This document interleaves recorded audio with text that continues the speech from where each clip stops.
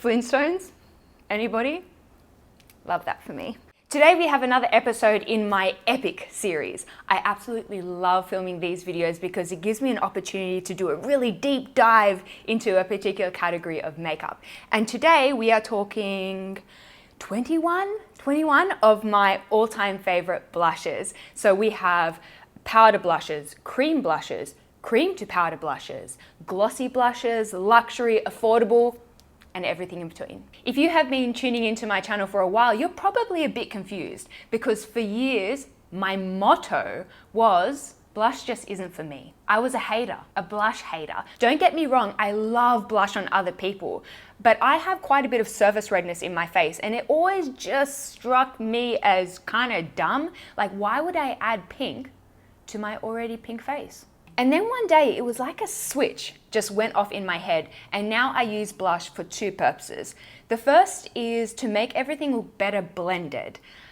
So if I'm doing a full face with your bronzer and your highlight and your contour, I feel like a large and diffuse application of blush just makes all of those products look better blended, and the outcome is a little bit more professional. And then reason number two is to actually make the face look more natural. So sometimes if I've completed my makeup and it's just looking a little bit too done, just a touch of blusher can actually make it look more natural. I know it seems a little bit counterintuitive. You're adding more makeup to make the look appear more natural, but I've definitely found this to be the case. And I actually have to thank Katie Jane Hughes for this light bulb moment. She mentioned something to this effect in a recent video, and I literally paused the video and sat there just digesting the information. So thank you, Katie.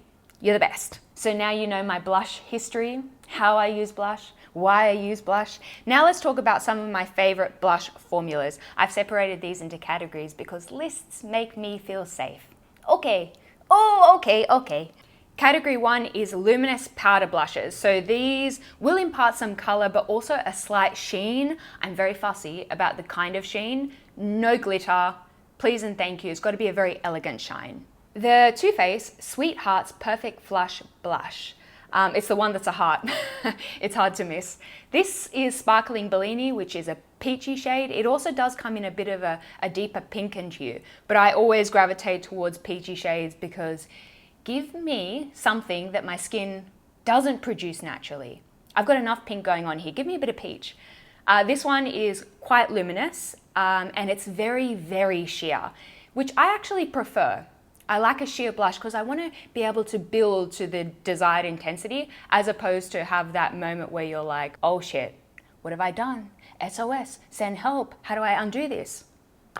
We've all been there. The MAC Mineralize blushes, these are an oldie but a goodie. They're a baked formula that has a luminosity running through them. I really love Warm Soul for anything bronzy and beachy. And then Dainty is a really beautiful shade for that cute pink cheek. I always apply my luminous blushes on a slightly tacky base, by the way. I find that if I've applied a luminous blush over a heavily powdered base, the shimmer just sort of sits on top of the skin. It doesn't adhere in the way that I would want it to. So just a little application FYI. Oh, I love this one. This is the MAC Extra Dimension Blush. The shade is Fairly Precious.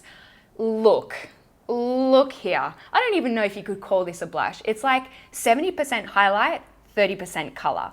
And it gives you that bounce of light on the apple of the cheek when you smile, and I think it's really cute. This would also make for a really great blush topper if that's something that you use in your collection. Another absolute go-to is the Hourglass Ambient blushes. So if you like the idea of a luminous cheek, but shimmer on the face maybe reads a little bit tacky to you, then definitely try one of the Ambient blushes. You can tell that Hourglass works really, really hard on their formulas. They just must go through 1,000 iterations to get it just right, because these blushes just have the slightest kiss of a sheen. Even if you look closely, you can't see any shimmer sitting on top of the skin. They're super classy. The SUQQU Pure Color Blushes. So actually, when I was rummaging around my drawer thinking, what are the blushes that I use very frequently? These are a very high contender. SUQQU, if you're not familiar with the brand, is a luxury brand from Japan. And Everything they make is just exquisite. If you're in the UK, they are a little bit more easily accessible to you at Selfridges. They're available at Selfridges, but I would love to see this brand make a really huge mark in Australia and the US, because truly, we deserve it. We deserve the SUQQU at our fingertips. These are quite moderately pigmented, so you can get quite a flush going, but they blend like a dream. The Milani Baked Powder Blush in the shade Luminoso. So I mentioned the shade Luminoso specifically here because some of the other colors in the Baked Blush line, they run a little bit glittery. They have like little flecks of glitter that just sort of disperse themselves all over your face. Not really my vibe. Luminoso as a color is a little bit controversial. I know that a lot of people say that it looks horrid on them. I love it on myself. I think if you have pink undertones, maybe just approach with a little bit of caution because it can translate as quite orange on some people. And then the last luminous powder blush is the L'Oreal Life's a Peach. Now this only has the tiniest touch of luminosity running through it. I imagine that a lot of people would actually describe it as a matte blusher, but I get technical.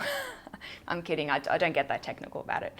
But this is such a beautiful blush because it actually translates as a peach. So many blushes that describe themselves as peach actually lean quite pink on me because I've got a naturally pink base going on, whereas this one gives me that peaches and cream vibe that I totally lust for. Love it.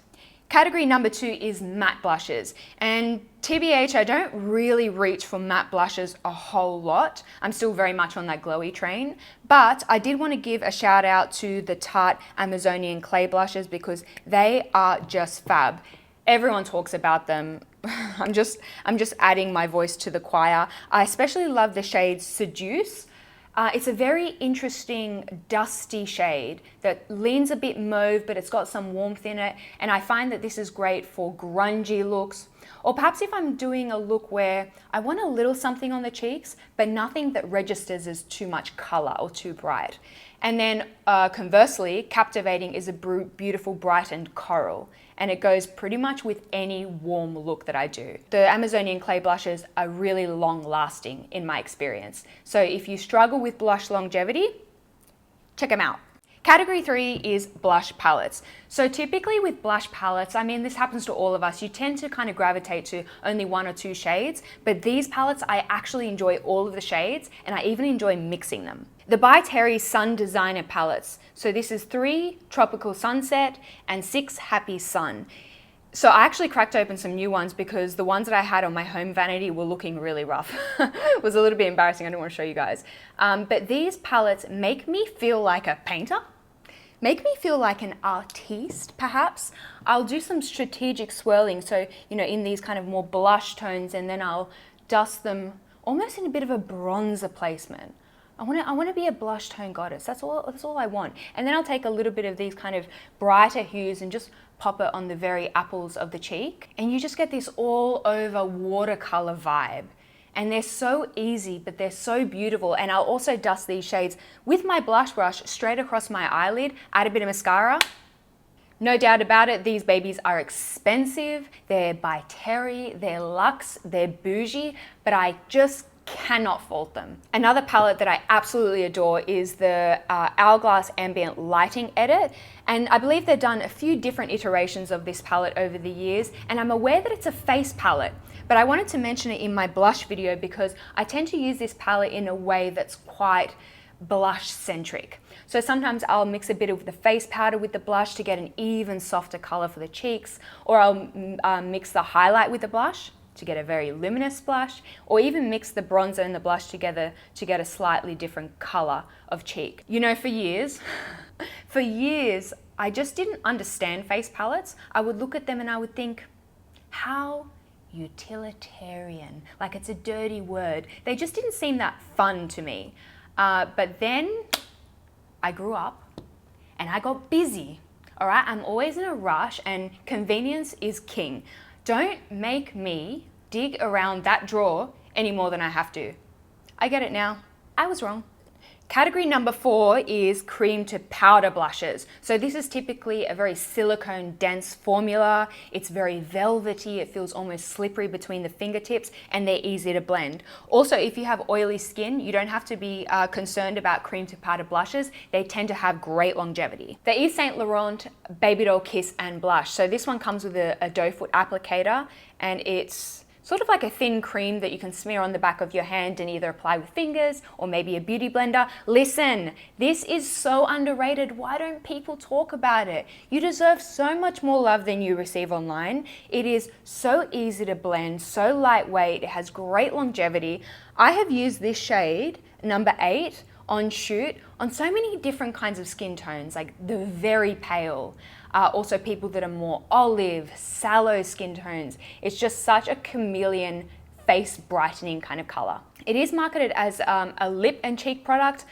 Personally, I don't love it on the lips. It's got that kind of dry silicone texture that I think just picks up on all texture, and the lips are a particularly textured part of the body, so I don't love it for that purpose, but it is one of my all-time favorite blushes. The Too Faced Peach My Cheeks. You guys, oh my gosh, they smell so good. They smell like artificial peach lollies.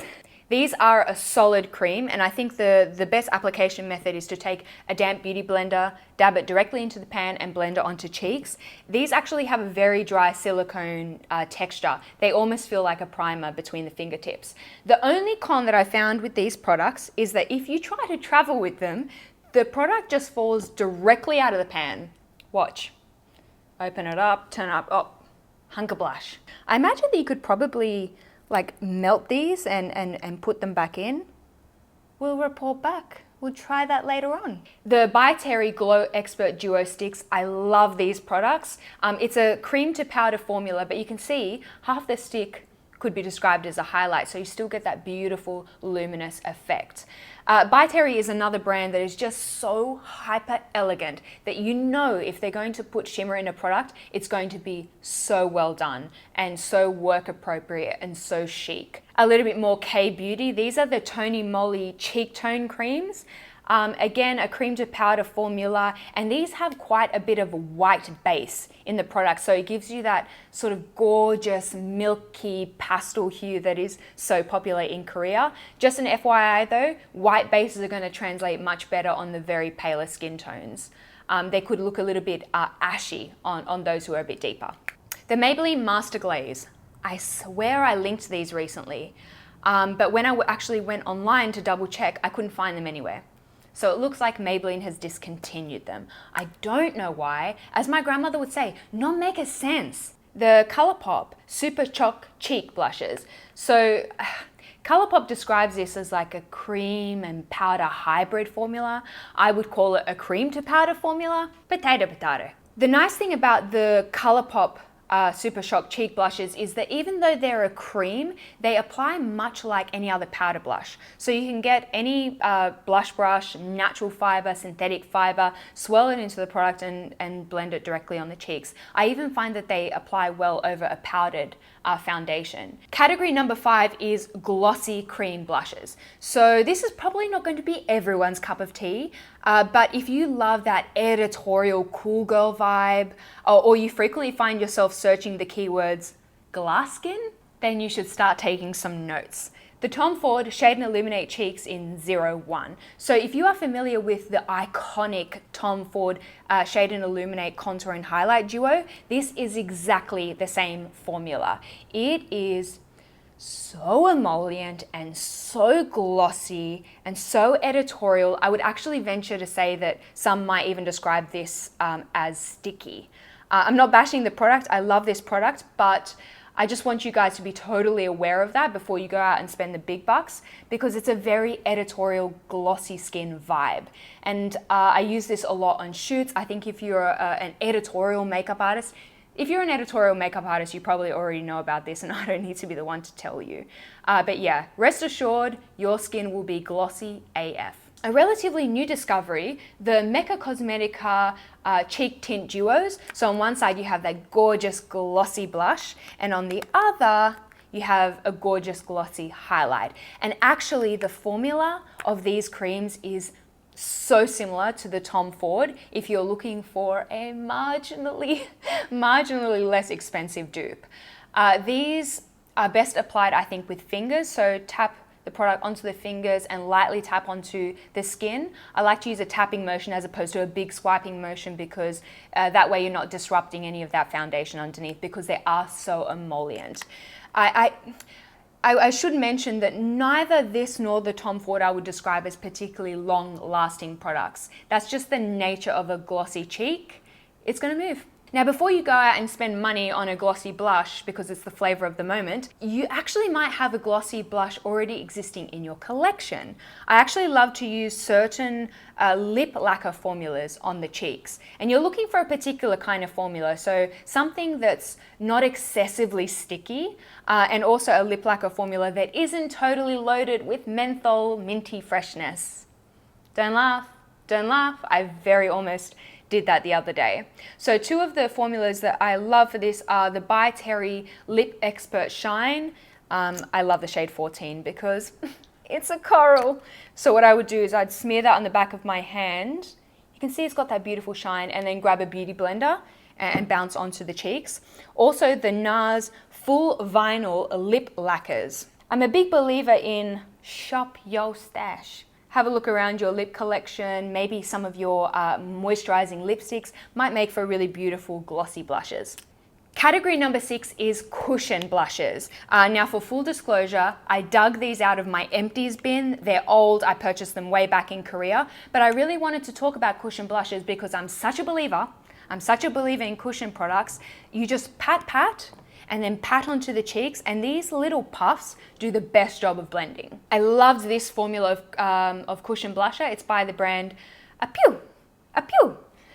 The shades were all gorgeous, and the formula it was lightly dewy, so it made the skin look really juicy and hydrated and plump. This is a limited edition packaging, but they still sell these online as part of the permanent collection, so you can pick those up. And I believe that this one is by Tony Moly. I don't read Korean. Nintendo?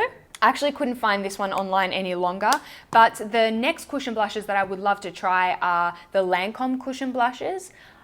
They look so up my alley. Also 3CE, which is another Korean brand, also makes cushion blushes that I'm very interested to test. I think that is all the formulas that I wanted to talk about today. I did really focus on blush formula today as opposed to blush color, because when we start talking about what colors suit different skin tones, we start talking about color theory, and that is such a massive kettle of fish that we can probably tackle on another day. Let me know in the comment section, what is your all-time favorite blush? Because I could do with a few more. Come say hello to me on Instagram at Karima McKimmy. I am doing a whole host of holiday giveaways for you guys on that platform.